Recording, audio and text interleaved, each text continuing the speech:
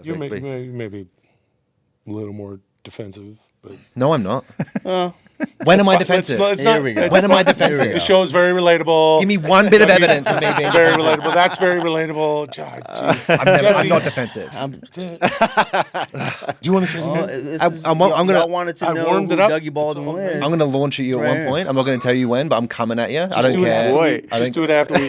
It's fine. Don't worry about it.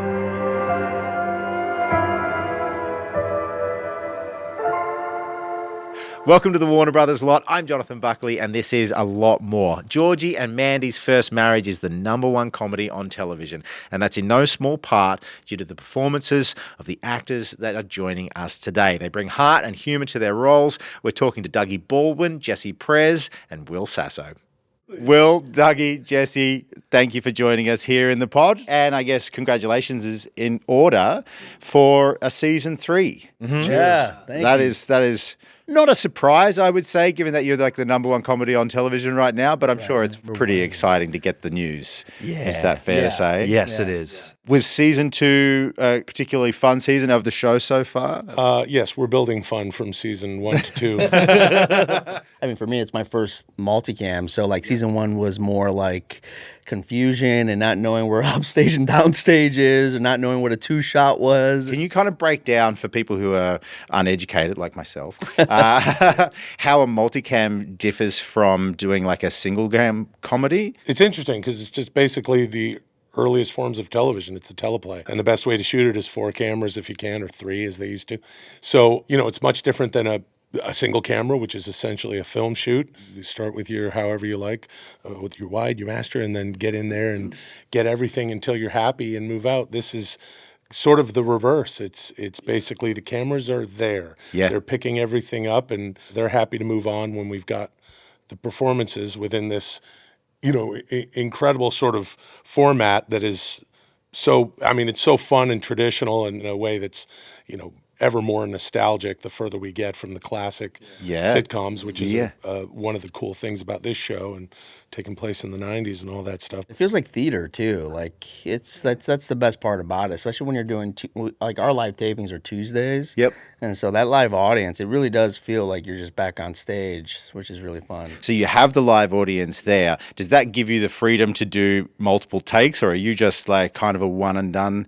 It's usually like a couple takes. We'll do a few takes. Is the audience forgiving of small fluffs and mistakes? They love it. They really love it. That, well, yeah, I they, hate that, it. like, it's I funny hate when I mess because we up. will beat ourselves up for like, oh God, or like we'll get really upset. But the audience, that's what they're there for. Yeah, that's what they're there for. Like, so like you have to. I try and remember that if I get really annoyed, like, because then it can be heavy. Like, especially if you screw up a line and then you're like, oh, and then it's like, okay, dude, chill out. We're all loving this. It's funny because when you watch like other multicams from the past and you see those bloopers, you get so excited and it's fun to see those. Yeah. But then when you're actually living it, it doesn't, like when I mess up, it like messes me up to the point where I'm like, damn, man, I can't believe I did that. I was like on a roll. Come on. Yeah. But then when you look back at it, it's nice to have like the audience.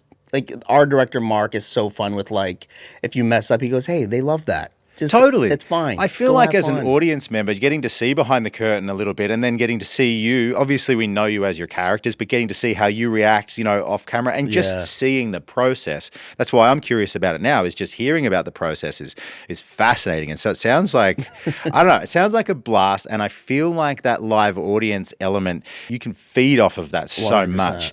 And in real time, get a sense of, oh, this joke's working. Is that the case with Georgie and Mandy? Sort of. Sometimes, I haven't done a lot of theater, but I was doing like live clown physical theater shows. Like it was like I'd play a character for like an hour. Like it's just like a comedy hour, but I'd be playing a character that I wrote. And that it's so different because that's so loose and I'm completely in control. If I feel like not saying a joke that I've written, it doesn't affect anyone but me. Yep. So it's like, but on this, like you definitely feed off the audience, you feed off it, but like there's a task that we have to deliver this scene. So it's like, it's funny for me where I'm like, I have my live experience. But my live experience is me being the producer, director, and writer. So I can do whatever I want based on what the audience is giving me. Can't quite do that here because that would be rude and disrespectful. We rehearse it all week in front of the same, producers and everything. And then you suddenly in front of an audience and they're seeing it completely fresh. They don't know what the goal is. So they'll tell you, they'll laugh at different things that you didn't know. So feeding off that, having experience in that is definitely helpful. Adding to that, sometimes they'll even give you an alt line. So like, if we're doing like more than 2 takes, like the showrunners like Steve Millar or Steve Holland will come to you and give you an alt line, but like they don't want you to say it out loud. They want to wait till you call action, and then you can do the line because they want that genuine response from the audience, fresh reaction. Yeah.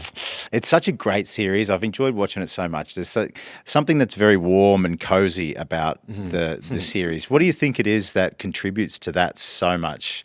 It just feels like putting on a soft sock. Is that a weird? Put on do you put on hard socks? Well, have you ever not used like fabric softener and it gets a little crispy? And you just my socks aren't that soft. I feel like my socks are pretty soft for the most part. My socks aren't that soft. A lot of the classic sitcoms have been described as putting on one sock. Okay. One sock. Yeah, you know those days where you don't even need another sock? Right. You just put on a sock and you're like, I'm good. Wow, that was so good. And I don't need anything else at all. That show was so great. It Yeah. felt like one sock. It makes you arrogant to the rest of the day's activities because you're like, I don't need anything else from anyone. Right. You have to understand what that was like for me. Yeah. And then people go like, what's with the one sock? And they're like, do you enjoy Seinfeld? And I go, watch them. Yeah, you wouldn't understand. No, you wouldn't. I think with our show too, it's just a family show, and I think it's very relatable too. And like, I mean, for me, from my experience growing up, like when I would watch a lot of multicams, that's how I felt. I felt cozy because it's like I related to like the sitcom dad. Yeah. And I think what's really fun about Georgie and Mandy is like we have our sitcom American Dad in Jim with Will Sasso, and like you can totally see fans and younger fans being like, man, Jim's a great dad. I wish, like for me, I didn't really have a father growing up. So watching multicams and seeing those dads, it made me feel safe and comforting. So I can definitely see how fans can probably feel and relate to that and watching Jim. And, I mean, we got an American sitcom dad. He's angry. He doesn't like his family. Drinks beer. He's drinking a beer. He's got one sock. Yeah. I feel like, what Chuck Lorre and, of course, by extension, Steve Holland, Steve Millar, and our producers and writers who are second to none are one of the things that they're really great at is creating an environment where, you do settle in right away and just go like, the beginnings and middles and of these scenes where there's just kind of stuff happening, the settings that we find ourselves in, which are just kitchen, living room, bedroom. Yeah, you know what I mean? And it is sort of that cozy one sock kind of thing where truly, when you put on a sitcom and nowadays you can just throw it on, stream it and binge it. Yep. And you like watch 7 episodes of Frasier.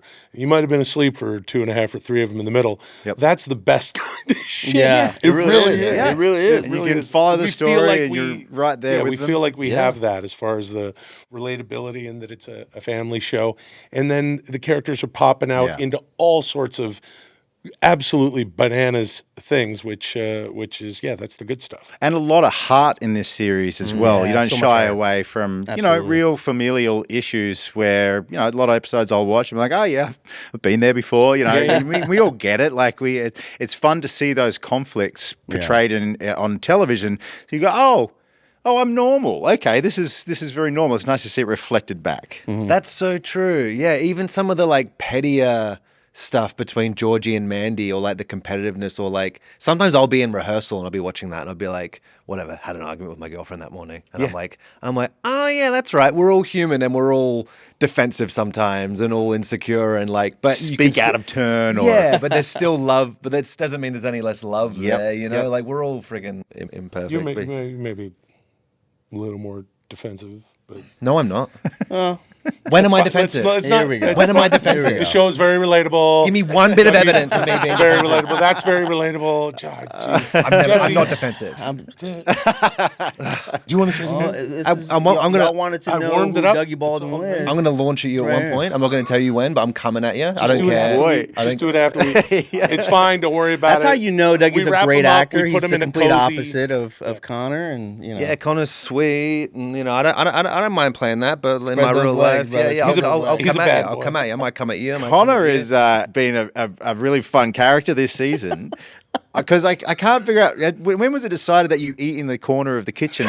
That was very early on. That was just very early on. I think it was just a nice. I think they love just that. really liked the image of it. It's like, it took a while to dawn on me, but like after halfway through the second season, I'm like, wait, he's still eating in the corner of the kitchen.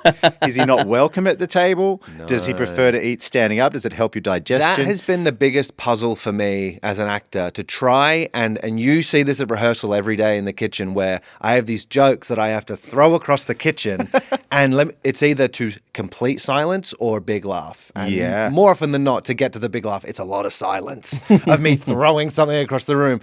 But what I'm learning is like, and it's all this Connor math in my head that I have to do where I'm like, he loves his family. Yeah. We speak about like he's happiest when he's just with mummy and daddy. And he's happiest when it's just him, Jim and Audrey. He can chill. So he loves He's his number one. He loves his Yeah. family. But He's also, the baby boy. Yeah. but also he doesn't understand all the drama. He's so unaffected by the everyday drama that they go through.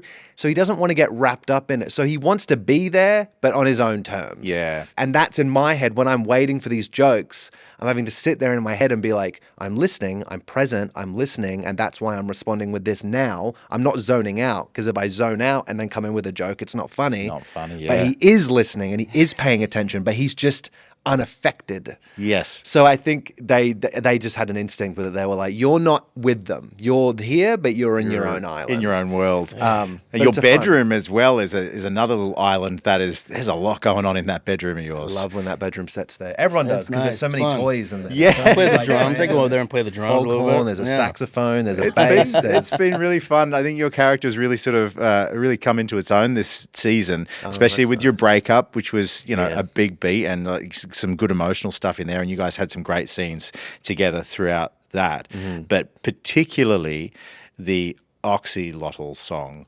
I am actually no joke. I genuinely thought it was quite catchy. Yeah. I'm listening to it. I'm like, wait. You got to release this. Yeah. Well, I reckon we'll have an album by the end of. I mean, we should. If we go for a couple more All the years, so- there yeah, all should the be a songs that'll Connor be made. album. Yeah, I would hope so. Is Yeah. it sort of like digi-synth? How would you describe Connor's musical style? Oh my God, he makes music from anything and everything. He finds noises and everything. Digi-synth is a good description. Is that I don't know. It's like it's almost futuristic, but almost old as well. I wouldn't know. I'm musically illiterate, so I will say that the guy who writes the music is amazing. I wasn't sure. I was going to ask if you had a hand in it because you look like you might have a musical bone in your body. Thank Like you. you might actually be good at this stuff. Thank you. I'm a good actor. I'll say that, but I am not musically. I can all the piano stuff I'm doing. That's Yeah. me sitting at home, like getting just the finger placement. Learning.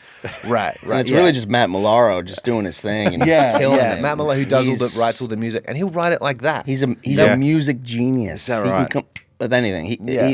He can just hear it and just play it with Okay. any instrument too. Well, I'd really appreciate it if you could go to him and just get that released on Spotify so I can add it to a playlist and have it just come on randomly in my car. I think it would just give me a lot of joy. That's just a selfish request. Yeah, I think they probably have to. Yeah. because I'm like, why wouldn't they? Because there's so much. it's a Baby good Man, song. do the axolotl. Baby Man's my- the pump up music. And there'll be more. I'm Okay. sure. Yeah. All right. We'll look into it. Yeah. I love Baby Man. Jesse, as Ruben, another character that's really, obviously these characters are growing throughout the season, but you've really come into your own as well this Thank season, you. sort of taken over the tire shop Tire shop, and yeah. everything. You mentioned earlier this was your first series regular Yeah, role and multicam, sort of yeah. being brought into it, but then being Yeah. folded in more again. Yeah. Is it a good feeling? It's a great feeling. I mean, coming into season one, obviously I was like a new character into the Big Bang universe, and so it was something that I had to like kind of discover on my own and figure out who Ruben is. Obviously with the help of Steve Milaro and Steve Holland and Chuck Lorre and whatnot. But what was really fun and made it easy was just working with Montana. I think him and I like really bounce off of each other really well, because even like off camera, I mean, we'll talk a little shit and have fun and bounce off of each other, and so I think that kind of does really well in front of the camera. So, but yeah, it's been great, and then now going into season 2 and being co-owners of a tire shop has been really fun, and testing Ruben's limits and trying to trust Georgie, and that's been challenging. And then, obviously there was that episode with him with Fagenbacher getting into Ruben's head and trying to manipulate him. Like, oh my God, yeah. I mean, I think Matt Lesher is just a brilliant actor. Yeah. I can talk to him about acting every day, all day. And I think what he's done with Fagenbacher has just been brilliant. Yeah, it's excellent. The show has so much heart, but with Fagenbacher, in my opinion, it's like, yes, technically he is the villain, but he has so much heart, and there's so much inside that character that you really want to unfold. You want to know. Oh, Curious about. He's one of my favorite characters on the show. Yeah. That's been fun to play, and the three of us have been having so much fun.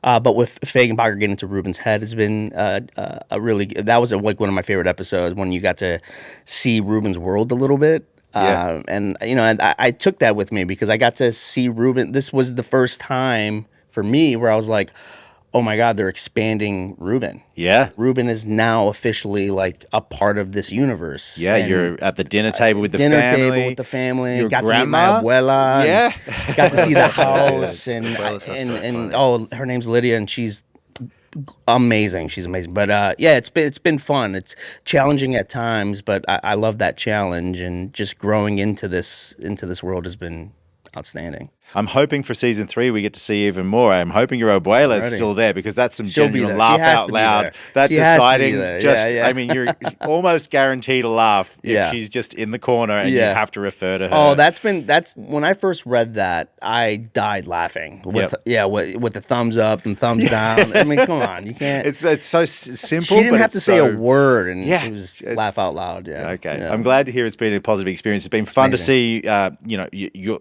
the relationship between you and Georgie to go from being kind of like enemies and frenemies. frenemies, and now partners. But now there's been some warm moments. There's been some hugging. Yep. Some hugging going on Hugging as well. moments. So. Yeah, you're starting to see Ruben slightly trust him just a little bit, just having a little bit more respect for Georgie. Yep. And at first, obviously, you saw like they were enemies at the beginning of season 1, and then they became these frenemies, just kind of like bump elbows and whatnot. But now you're starting to see this bond, which is a lot of fun. Like you'll see a lot of moments where Ruben is just giving really good friend advice and wanting to be there and celebrate his birthday and recommending a marriage. It really is. It's our real first marriage of marriage. the Yeah. And I think that's really fun about like our relationship, is that you're seeing Georgie grow into his own, but having a friend by his side and giving him honest advice too, and being like, yo, this is a terrible decision, or I'm on your side here, but yeah, I'm loving the relationship. I love where it's going right now. So it's and I can't wait for season 3. Obviously, we don't know what's going to happen yet, but I can't wait to see. I don't think they know what's going to happen. Yeah, they don't. I'm just excited to see what that friendship, where it goes. Yeah. And now you've got Jim back in the fold as well. Like which has been super fun. Back to work at the tire dealership. You're in charge of the shop now. You're retired. You're back home, getting kind of under everybody's feet. It's something that I think a lot of men, I don't want to say struggle with, but have to sort of tend with when they retire. What do you think about Jim's arc this season? It's fun. I was very curious to see what they were going to do with retired Jim, and even him going back to help at the shop, a day or so a week or however much. For no money, right? For no money. Well, there's an episode where we realize how bored and stir crazy Jim is, and he's driving Audrey crazy, and so she wants to get him out of the house, and him going to the shop is a good respite for him and something to kind of mix it up in a day. But it's also because he doesn't Doesn't want any money. He just Yep. wants to get out there. He also, like, we've had a few instances of this, which has made me laugh. He'll just leave whenever he feels like it. That's so Just funny. up and gone. Yeah, which is just a good sort of space for comedy. The sum of all these parts is that Jim, I've noticed, has been caring less and less. Yeah. Which I think is the sweet spot to be in. A careless Jim who wants to care about even less than he does care about currently. That's always my motivation. That Jim does not care and would like to care much less than he cares, and that's what he cares That's about. been showing in your performance. Well, watching okay, you. now hold on. He just hasn't been caring. Oh, now that's Noticing now your I just lack wanna, of like, preparation. Yeah, I've noticed that in like the fact that you barely just you don't care either. Actually, no, but like you were throwing stuff away the other day in this scene. I was watching and I was like, oh, you're getting comfortable too, and like. And it was cracking me and Rachel were watching it, and we were like cracking up. And you were doing something with a tire as well, where you were like looking for bubbles Yeah, or yeah. something. Oh, Did you know how to do that as well? Because you even looked like you knew. I was like, oh, he knows what he's doing there. I mean, no. Oh, okay. I don't know. I was just kind of like, like 40 years ago with my old man or something. I remember watching him do it. But no, I didn't YouTube it. That's the method of it, isn't it? I have to bring a careless approach to my work and care less. I think it all comes back to the dynamic of the family. And in this medium of multicam, of course, it's not like bang, bang, bang, bang, line, joke, line. And the way that this show is written, it's so masterfully written. So it's nice to, I'm joking, but it is nice to see that you're on the same page as these writers, who do such an amazing job of making it conversational. Yeah. When Yeah. a 21-minute sitcom it's a lot of things. There's heart, there's familiarity, there's character and their arcs and stuff. That's a family. Yeah. A guy just says his line into his food as he's at dinner and doesn't, whatever. It's something that this man has said 10,000 times before. Chuck Lorre shows are just always just grounded, and it just feels so real and just so relatable. And But stepping into this, like, let's call it a universe, right, from Big Bang Theory to Young Sheldon, you've walked into such a loyal fan base already. Like, what was that like? The idea to do Young Sheldon after Big Bang Theory was such a smart move. It was such a great way to do that show, but doubly smart in my opinion to make it a single cam and really delve into this character. And that really gave big fans of Big Bang, a way to jump in and go, what makes Sheldon Cooper? What made him? Then you got this completely contrasting family around him that you'd only sort of heard Sheldon talk about. And to do this show sort of reverse, go from a single cam to a multicam is a wonderful way to do it. But to have an audience come with us. It was at the very beginning, actually. I remember talking to the Steves about like everyone in Big Bang. Every character in that show was like zany, over the top. They were all like, Young Sheldon became so grounded. And then this is sort of a blend of both of them in a way where it's like, we still want to keep it grounded, but it's still a sitcom. So we need things to skate over the top of dialogue sometimes. Like if you have an emotional line to say, don't play the emotion too hard, because then it comes boom. So we have to sort of like, that's the most interesting thing about it for me is that sort of like, they're fusing these two things now, which is cool. Yeah. I don't know if you've noticed online at the moment through social media, but there's a big trend going around where people are looking back and to the 90s. Oh, yeah. Hey, Dad, what were you like in the 90s? Yeah, Mum, what were you like in the 90s? I don't know if you've seen these. It's AI data farming. Whatever. Can I just say, Will, you're hilarious. And for some of the younger generation, they might know, like, your history when it comes to comedy as well. I was watching some of your stuff earlier on, some of your impressions, and boy, oh boy, I was like, just laugh out loud funny type stuff. So you can tell that it's just who you are. It's just from this conversation. It's annoying. Is he like this on set? Is it constantly he's actually hoot? very serious. He doesn't joke around at all. Dresses in a black turtleneck Yeah. and smokes cigars and Reads poetry. Sort at of lunch. Reads a lot of speaks poetry. really quietly. It's really annoying. You can't understand him, and he's sort of, I don't know. He likes Shakespeare. He's a Shakespeare guy. Got you. At So the he end just of the day, turns it on this for the is a camera. complete and utter persona. But I of want ours. you to see. Yeah, this is all character. This is not real. I want you to see. The real him is hidden so that they can't get to him. Yeah, No, and every now Will's and then he would just Will's a trip me good over. time. Will's a good time. Will's a good He's a time. good time. Is there? I grew up watching this man, so like he knows how I feel about him. Like I love everything about this dude. Yeah, he's just you learn a lot from him. Even with I was going to just ask. watching him. Just yeah. be working alongside him. Are you picking up stuff? Yeah, I all the learned time? I learned so much from Will, Rachel, Emily. Nothing from Dougie. Montana. Nothing from Not Dougie. listening, then that's the thing, because there's plenty to learn if you're listening.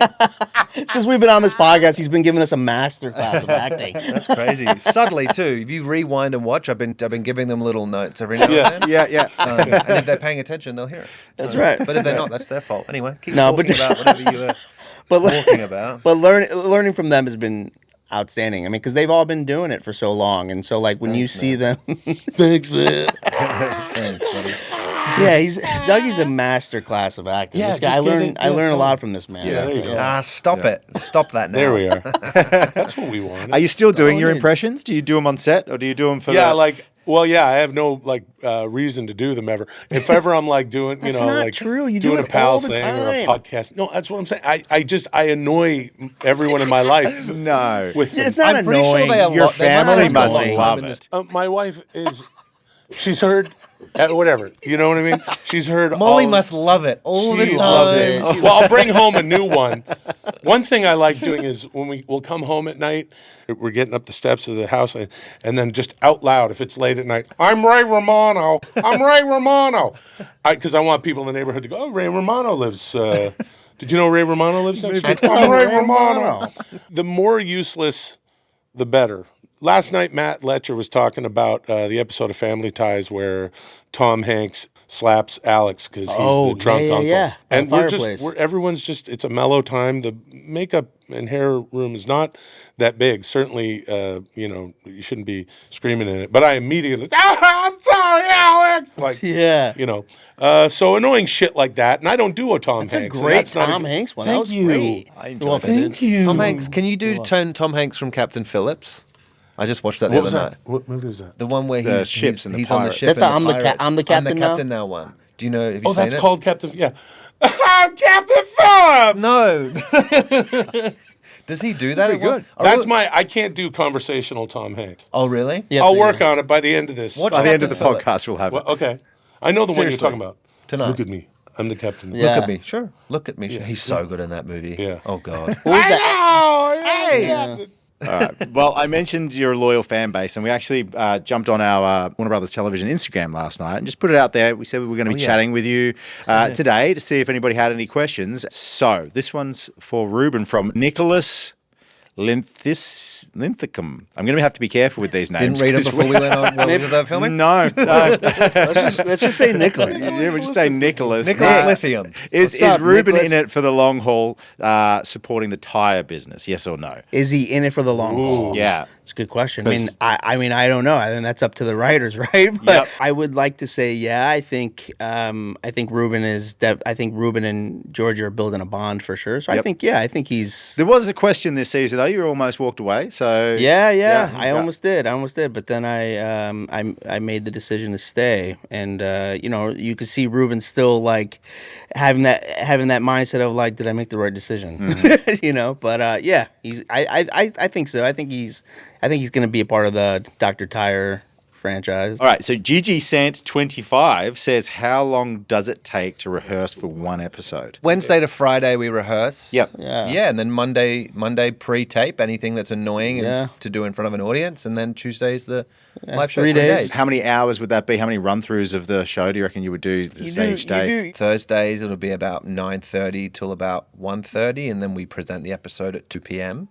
And then the next Friday will be like 9 Fridays are till about early 12:30, days. and then we present the episode at 1. Yeah. It moves quite quickly, Yeah. to be honest. So we'll run each scene Like 2 times, maybe 2, 3 Yeah. times. Yeah. If it's Yeah. a particularly tricky conversation in the scene, then it's like Yeah. 4 times. But it moves pretty quick. As an aside, I feel like that might be a nice shooting schedule compared to other more. It's really It's nice. the You get the cruisiest- weekends off. It's cozy. It's the we have one hours are sock crazy. on by Saturday, man. Yeah. Yeah. No socks on Saturday. No socks. Leave that in if you want. But All right. Brooke feet out. Estesiak says, as the show goes on, do you think Cece could grow into a bigger character? Well, Well, she's she going to grow as a definitely- human being. She definitely Yes. will She grow. will grow. Write that down. will She'll age like grow. a human being, as we It all. would be funny if every time Cece went to talk, sort of like a Lisa Simpson thing, someone else cut her off. And we just never. And in success, she's like, a 10-year-old who's like, Yeah. and it's like, well, I'll tell you, just keep cutting her off, Yeah. so we never. Never I ever would get like. to I would like to explore her see personality. Cece grow up. I mean, you see it in Yeah. all. Yeah, It's gonna be yeah. fun working with kids too. Like I imagine. Well, having- I never get to interact with the baby. So you haven't had that- No, but there has to be some time in the future where Ruben has to babysit. babysit There has for to sure. be. Yeah, Has even to if it's be. at the tire shop. Yes. Yeah. We've dreamed of us babysitting together. Oh, that'd be fun. Connor like and they Ruben double doing booked it. us by Yeah. accident. Just Georgie comedy asked of me, and errors. Mandy Oh asked my me. Yeah. god. And then it's just anyway. But that's Get her to vocalize one of your new tracks. fun. Ashley Soph says, does anyone from the cast have any acting advice? acting advice. Come on, dude. You went to clown school. You know what's up. Acting advice. Went to clown school. I you did know go to what's clown up. school. I did go to clown school. When you're taking classes, I would say respect your teacher, but they're not a god. Mm-hmm. Listen, remember that you have an instinct, and that's also just as important as taking on notes from a teacher. A lot of acting students like to go to school and look up to their teachers like they're like at an altar. It's like you can respect your teachers, but also respect the thing that made you go into that class. That's actually really good advice. It's important to follow your own voice, because especially when it comes to or one of the ways that sort of manifests is auditioning.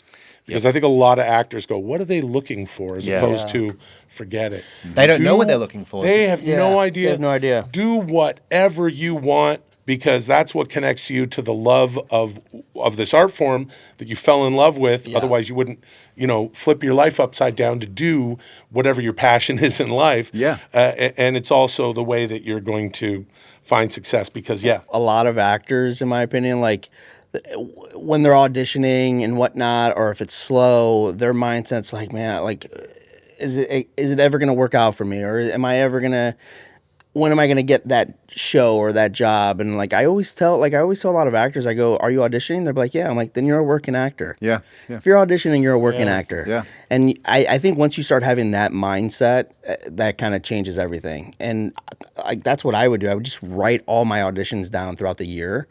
And at the end of the year, I would look at how many callbacks I got, how many auditions I had, and it made me feel like I am a working actor. I may not have booked the job, but I'm getting the calls. Yeah, you're getting it done. I really And like so- Amy Poehler said, treat your job like a boyfriend that's not calling you back.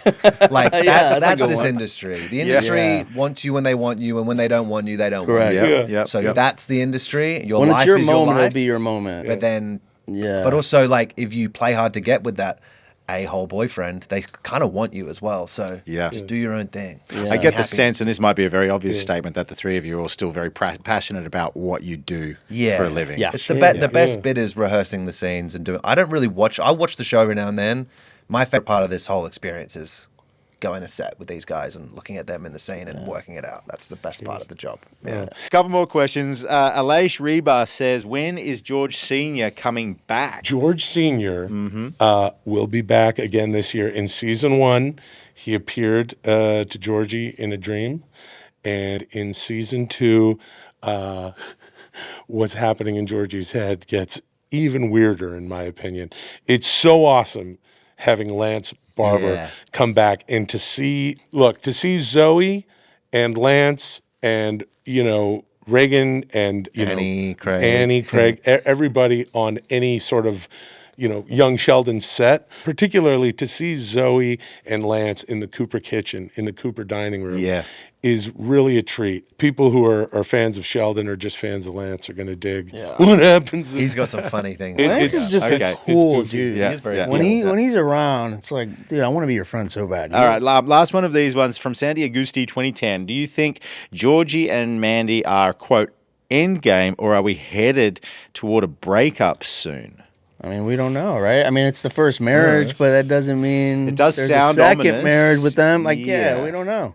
I don't know. I think they're in game, but I think it's going to be a bumpy ride. I think it's Endgame. I think- I think it's Endgame. With season 3 now confirmed, just quickly for each of you, what do you hope to see for your characters moving forward? I would love to see more of Ruben's world.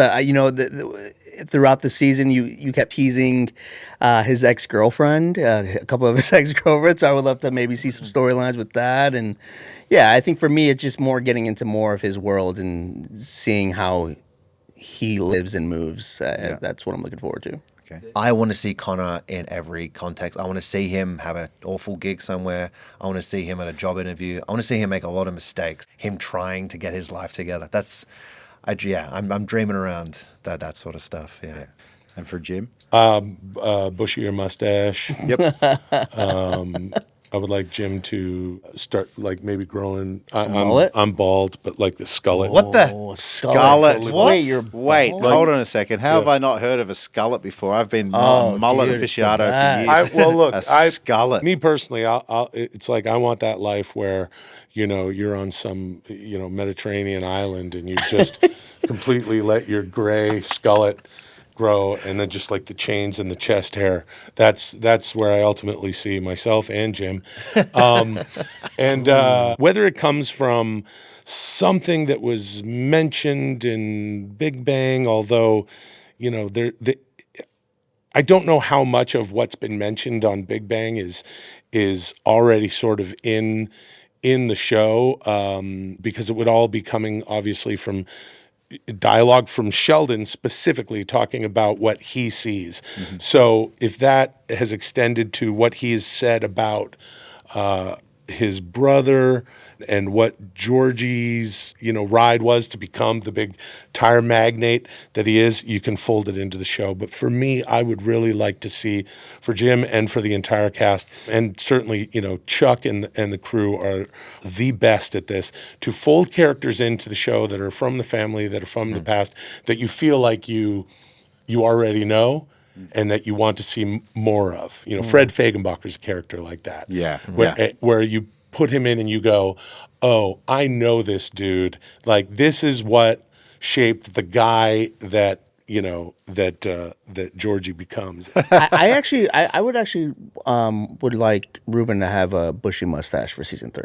Okay. I already Yeah. said that. No, I know, but now You want me to shave now- mine? Yeah, shave I'll yours. shave I want, mine. I think you're and following I his think footsteps. Ruben being in a band would be really cool, like Hey, being on man. tour and stuff. Hey, It'd be super man. fun, and I think Ruben retiring and kind of figuring things out and navigating, and Yeah, I'm Ruben having looking a child. Yeah, I'm looking forward to Ruben giving birth to a daughter named Cece. And Beautiful, Having a long blonde hair. spin-off series. of I'm his really own. excited about it. That's why I would hope in season 3, bushy mustache, touring with my band. Yep. And living with Craig T. Nelson, Craig T. because the Nelson, tornado took and your house drinking with Annie Potts. And it's going to be fun. You guys are great. Will, Dougie, Jesse, thank you so much for Thank taking you. the time. Thanks It's for been having a us, pleasure. If you're looking for it, CBS on Thursdays or Paramount Plus, check it out. Georgie Mandy's That's First Marriage. That's You guys right. are the best. A7 Essential. Thanks, Jonathan.